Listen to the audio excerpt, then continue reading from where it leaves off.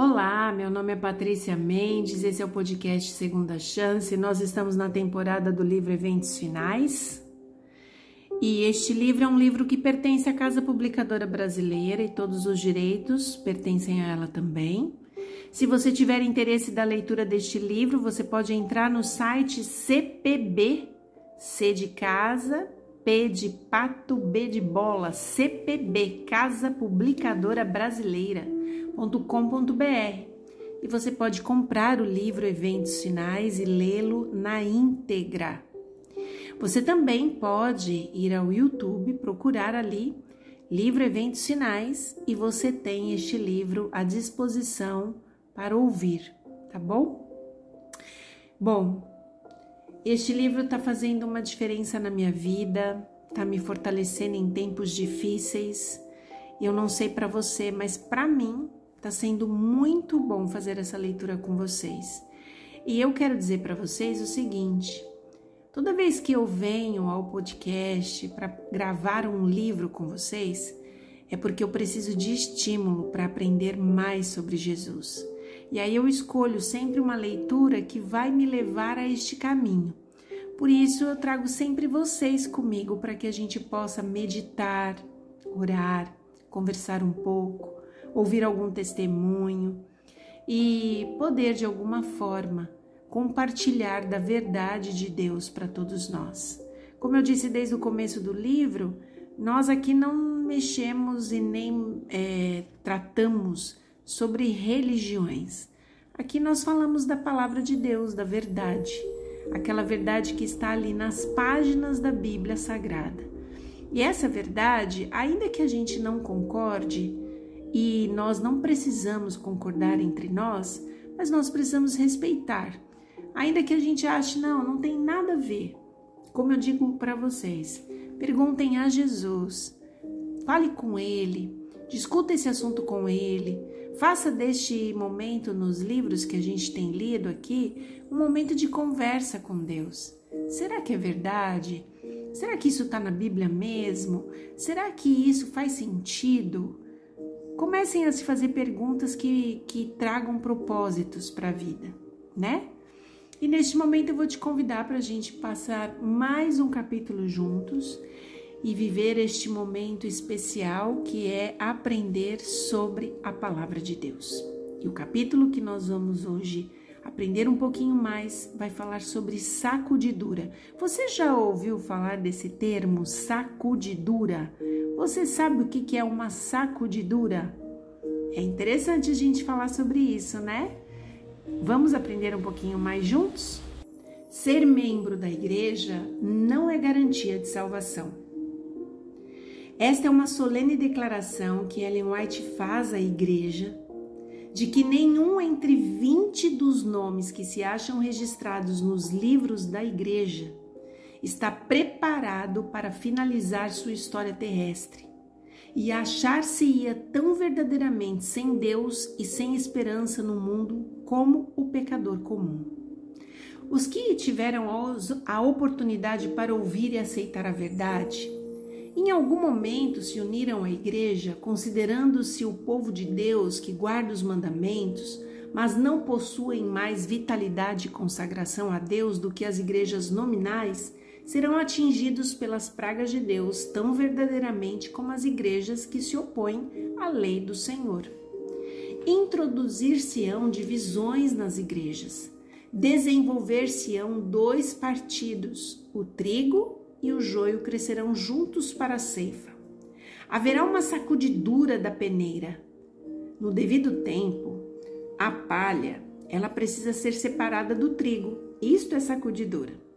Por se multiplicar a iniquidade, o amor de muitos está esfriando. Este é precisamente o tempo em que o genuíno será o mais forte. A história da rebelião de Datã e Abirão está se repetindo e continuará a repetir-se até o fim do tempo. Quem estará ao lado do Senhor Jesus? Quem será enganado, tornando-se também, por sua vez, um enganador? O Senhor virá em breve. Em toda a igreja deve haver um processo tendente a aprimorar e joeirar, pois entre nós há homens perversos que não amam a verdade nem honram a Deus. Estamos no tempo da sacudidura, tempo em que cada coisa que pode ser sacudida, sacudir-se-á. O Senhor não desculpará os que conhecem a verdade, se não obedecem a seus mandamentos por palavra e ação. A prosperidade multiplica a massa dos que professam. A adversidade expurga-os da igreja. A perseguição, ela purifica a igreja. Não vai longe o tempo em que a prova sobrevirá a toda a alma. A marca da besta nos será recomendada com insistência. Os que com passo a passo cederam às exigências do mundo e se sujeitaram a costumes mundanos não acharão difícil submeter-se aos poderes dominantes, de preferência a expor-se a escárnios, insultos, ameaças de prisão e morte. O conflito é entre os mandamentos de Deus e os mandamentos dos homens. Neste tempo, o ouro será separado da escória.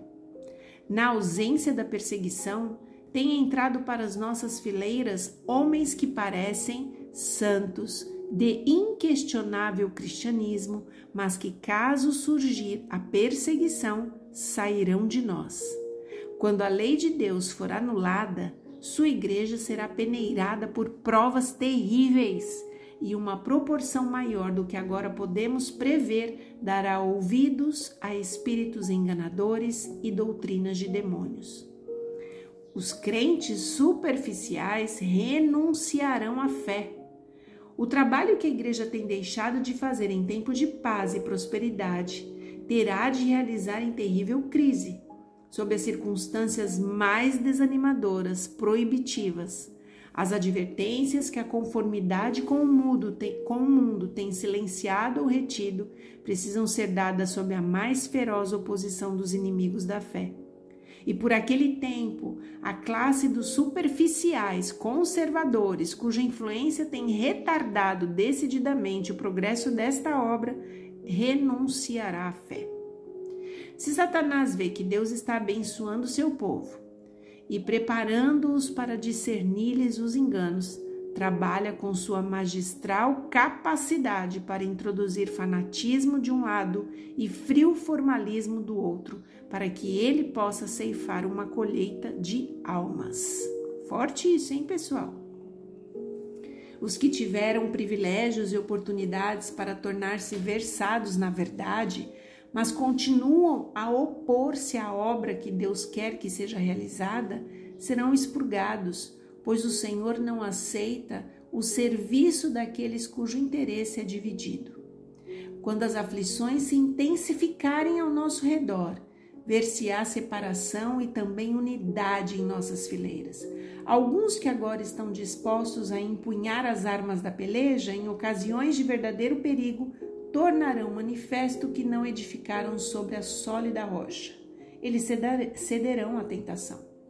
Os que tiveram grande luz e preciosos privilégios, mas não os aproveitaram, sob um pretexto ou outro, hão de retirar-se de nós. Mas o testemunho positivo, ele produz uma sacudidura.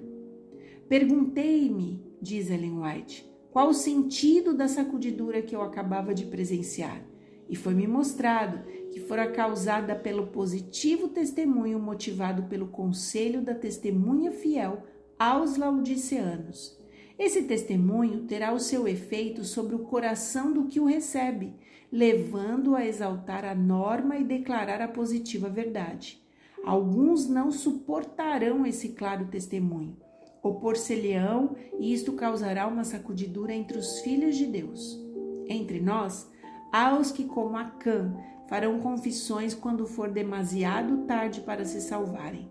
Eles não estão em harmonia com o que é correto, desprezam o testemunho positivo que atinge o coração e gostariam que fossem silenciados todos os que fazem repreensões. O Senhor pede o renovamento do positivo testemunho apresentado em anos passados. Ele pede uma reforma da vida espiritual.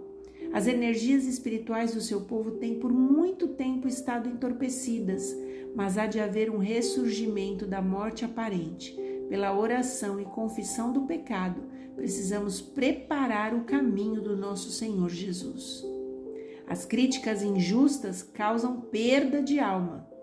Mesmo em nossos dias tem havido e continuará a haver famílias inteiras que uma vez se regozijaram na verdade e que perderão a fé devido às calúnias e falsidades que lhe foram apresentadas com relação àqueles a quem amavam e com os quais tiveram agradável conselho.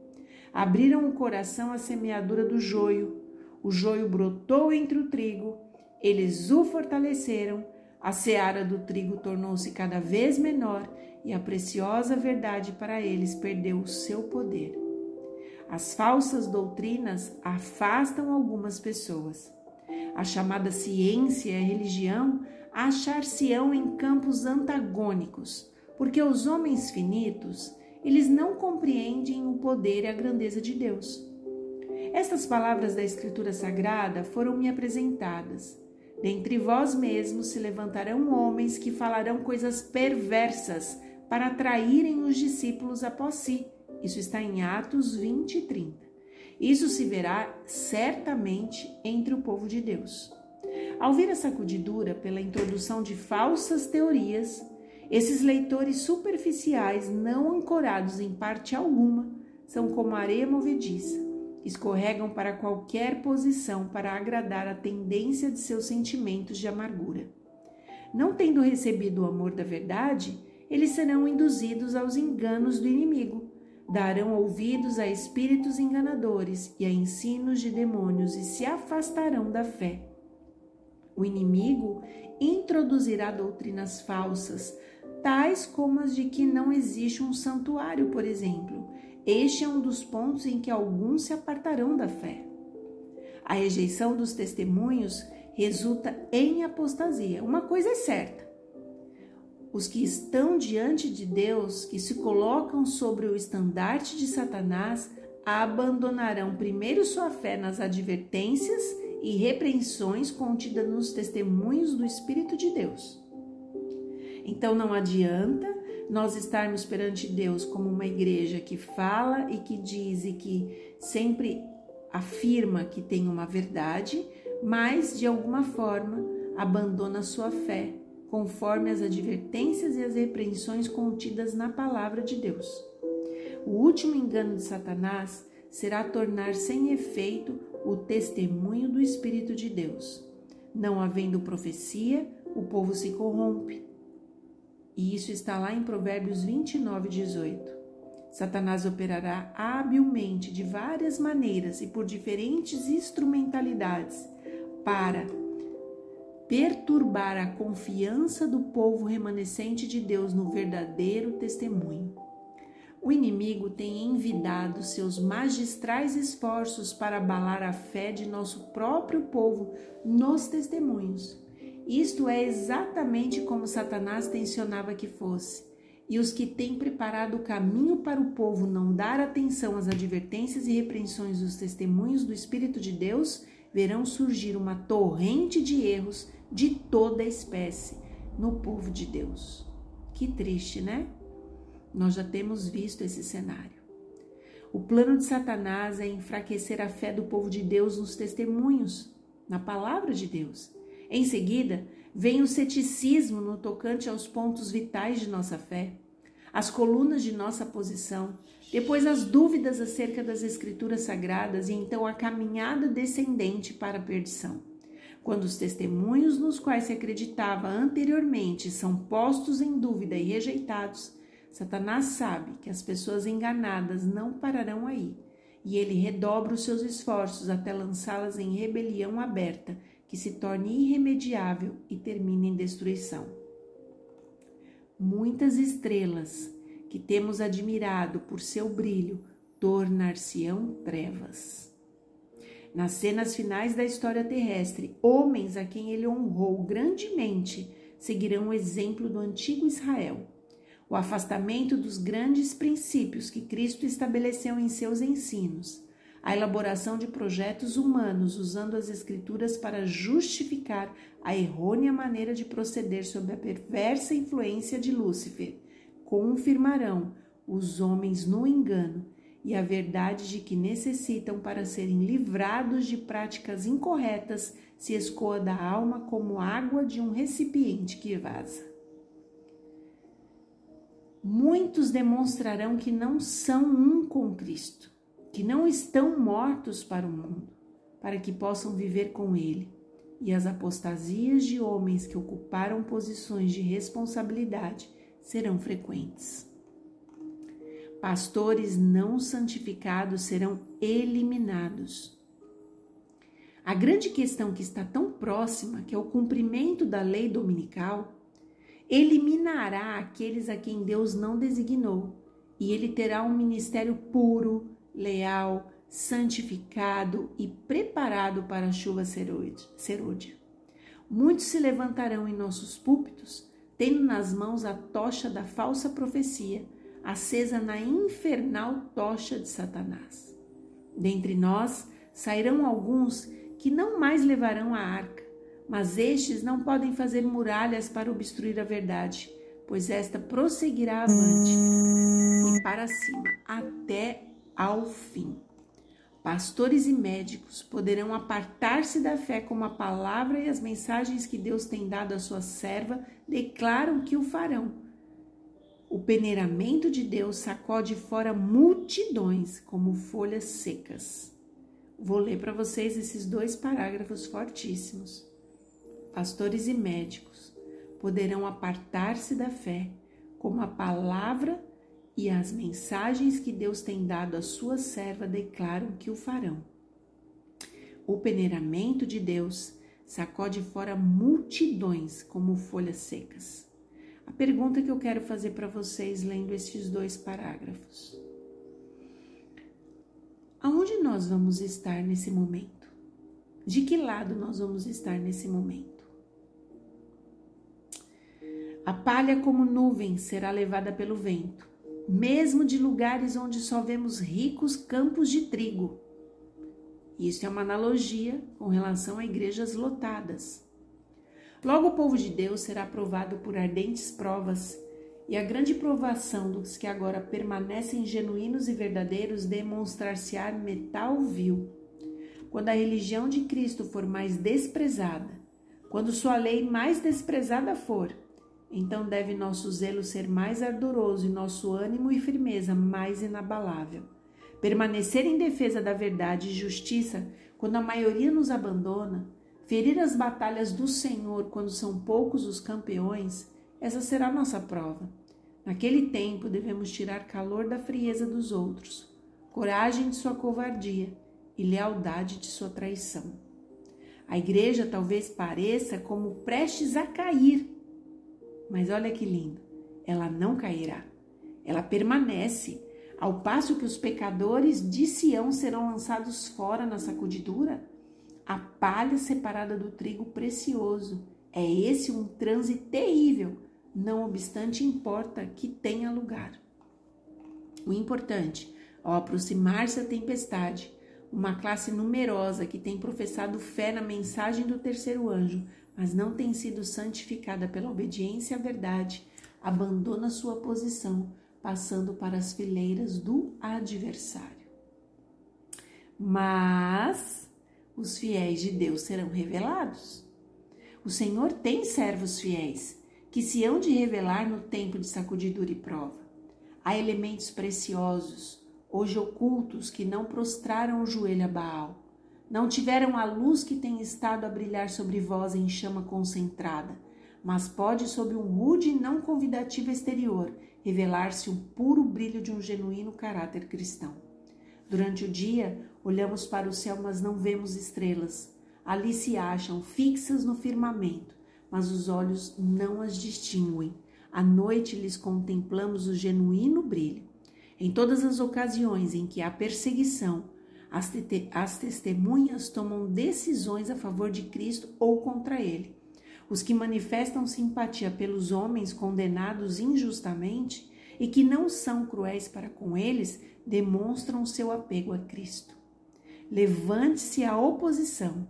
De novo exerçam o domínio, o fanatismo e a intolerância.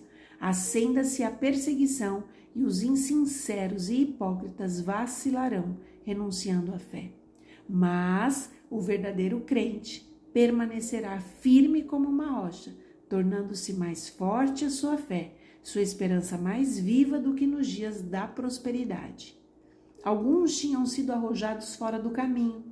Os descuidosos e indiferentes que não se uniam com os que prezavam suficientemente a vitória e a salvação, para por elas lutar e angustiar-se com perseverança, não as alcançaram e foram deixados atrás em trevas, e seu lugar foi imediatamente preenchido pelos que aceitavam a verdade e a ela se filiavam. Ellen White conta isso contando sobre um sonho que ela teve sobre os novos conversos que vão ocupar os lugares daqueles que estão se retirando das fileiras do céu. Os lugares vagos nas fileiras serão preenchidos pelos que foram representados por Cristo como tendo chegado na hora 1/10. Há muitos com quem o Espírito de Deus está lutando, há muitos mesmo. O tempo dos juízos destruidores da parte de Deus é o tempo de misericórdia para aqueles que agora não têm oportunidade de aprender o que é a verdade. O Senhor olhará para eles com ternura. Seu coração compassivo se enternece. E a mão do Senhor ainda está estendida para salvar, enquanto a porta é fechada para os que não querem entrar. Será admitido um grande número de pessoas que nestes últimos dias ouviram a verdade pela primeira vez.